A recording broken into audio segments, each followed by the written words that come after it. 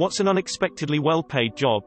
Boiler operator. Get paid $35 per hour to play Skyrim on Switch while watching Netflix. Just have to find one that's all operator and no maintenance. I made BuzzFeed. https://www.google.com/earl?sar equals t and source equals web and rct equals j and earl equals https://www.buzzfeed.com/amfml/daniel-emanuel/unexpected-high-paying-jobs and VD equals 2 Arhuquif 6 RJ49 Gearhook 2 QWHA 2 DMSQ4 Hab and USG equals Alvor O-EKHJQCLK 4 JZNXQPEG and AMPCF equals 1. I work at home as a closed captioner broadcaster for the news. I make my own schedule and make between $35 to $65 per hour depending on the job. Large investment to get started but significantly worth the payout.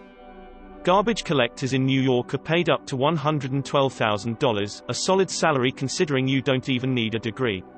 Sounds like a nice fallback plan for me. An office job but you're secretly on Reddit. Airline dispatcher, a girl I dated many years ago I met because she was living in my town training to be an airline dispatcher. There are just a handful of schools that teach it. I had no idea what an airline dispatcher was, let alone how much money they get paid. Dispatchers at FedEx can make $150,000 per year or more. It also gives you a lot of options to advance at an airline, like being station chief at an airline. The girl I dated had a dream to one day be Air France station chief in Tahiti. I don't know if she made it or not. Court reporting. Stenography is a tough skill to learn, but plenty of court reporters earn over $100,000. And no college degree required, although most CRS will need to be certified. Mobile crane operator, union guys pull over 200k and it's a trade that's pretty easy on the body. I don't know if this is true in other cities but T and bus operators in Boston make bank. I've rarely met a higher paid, less engaged group of employees in my life and I work in recruiting. Edit. Since this seems to have attracted some attention, here is an article on the subject of MBTA salaries. https://www.maslive.com/news/boston/2018/02/employee_salary_database.html. Technical writing. If you have the ability to take complex technical information and simplify it according to the reading audience, you can make well over $100,000 annually. People ridicule English degrees until they find out how much can be earned as a technical writer. Power linemen make bank. Not a lot of people even know about it.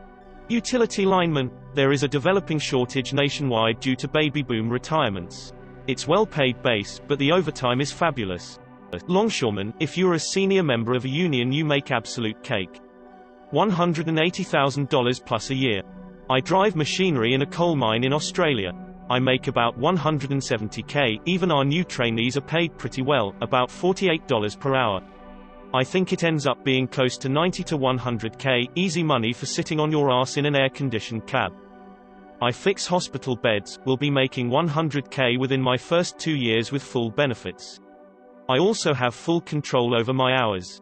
Self-employed cleaning services. I don't know exactly what to call it. My parents started getting paid $35 an hour cleaning a community center to $50 from cleaning offices. My mom started it, then my dad joined in to help her with the hours and taking care of the house and kids. Eventually my mom got good contacts, and started cleaning the offices of managers from factories, Sacramento politicians, and stuff alike. Can't express how proud I am of my mom. She turned all those garbage Hispanic cleaning lady jokes into something brag-worthy. Deleted. UPS drivers can make close to 100k if you stay there long enough. Blew me away when I first heard that. Ditch digger. Actually, directional boring guy I know was literally a ditch digger, but got into this by renting the specialized equipment just at the right time and right place. Fiber optic build out in the 1990s. He will also say that he made it simply by being reliable and trustworthy. I do not know exactly how much he makes, but he has an 80-foot sport fisherman, probably cost $7 minus $10 million, and he bought a $4 million property on a whim. I was a bathroom attendant in a fancy restaurant, made hundreds of dollars a night in cash to do next to nothing. Janitor in the public sector. Doorman at a big-name hotel, tips baby. If you have a strong stomach, cleaning up death and crime scenes pays very well and requires little education. Funeral director is a great paying job with not a whole lot of schooling.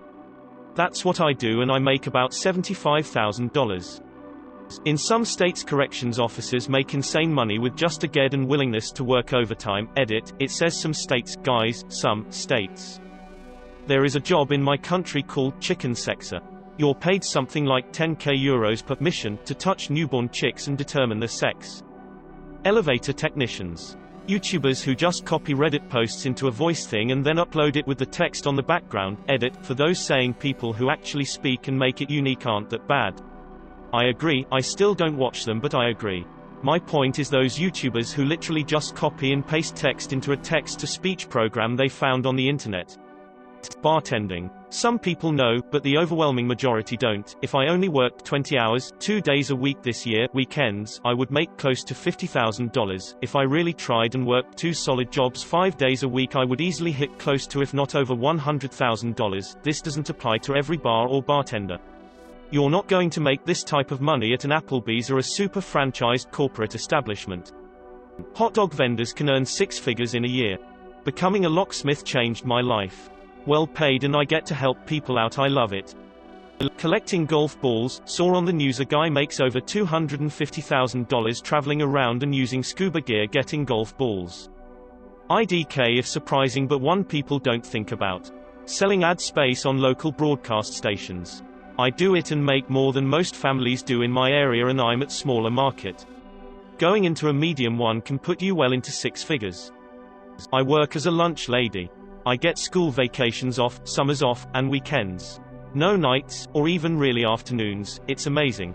I also get benefits, and every year I get a raise, so between the money and the time off, the job is 100% worth it. Furry prawn artist, seriously. Furries will shovel out so much money for commissions and then tip on top of that. If you get a big enough following, it can be surprisingly well paid. Contractors for household moving companies with 18-wheelers can gross between $200 and $400k a year. The year I got out of high school, I picked up a job at a private country club working the bag room. When I spotted a member, I'd grab their reserved, private cart from the garage and load the clubs on it that they kept stored in the bag room, couple darn towels hung on the back, pencils, scorecards and everything waiting by the time they stepped up. Place was primarily executives and whatnot for like the major automotive companies here in Michigan. I made a couple hundred each day in tips.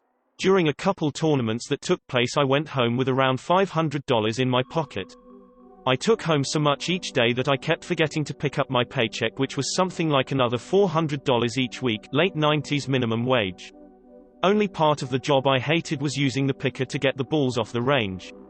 There was always some assbag trying to use me for target practice.